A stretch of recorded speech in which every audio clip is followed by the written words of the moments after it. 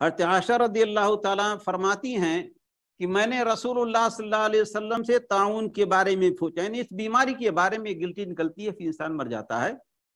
تو رسول اللہ صلی اللہ علیہ وسلم نے فرمایا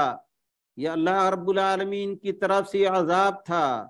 اللہ تعالیٰ اپنے بندوں میں سے جس کے اوپر چاہتا یہ عذاب بھیجتا، فجعلہ اللہ تعالی رحمتا للمومنین، لیکن اللہ رب العالمین نے اس بیماری کو مومنوں کے لیے رحمت بنا دیا ہے۔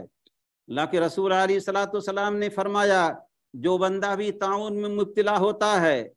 پھر وہ اپنے شہر میں رہتے ہوئے صبر کرتا ہے، یعنی بھاگتا نہیں، اور اللہ رب العالمین سے اجر و ثواب کا طلبگار رہتا ہے، اور جانتا ہے کہ جو بھی تکلیف پہنچتی ہے وہ اللہ رب العالمین کی تقدیر کے مطابق، تو اسے شہید کے اجر کے برابر اجر ملے گا۔ الا کان لہ مثل اجر الشہید، بخاری شریف کی روایت ہے، مگر اسے شہید کے اجر کے برابر درجہ ملے گا۔ تو ایک مسلمان جو ہے جب بھی کسی مصیبت میں مبتلا ہو تو اللہ رب العالمین کی تقدیر پر ایمان لائے اور اللہ رب العالمین ہی سے اجر کا طلبگار ہو،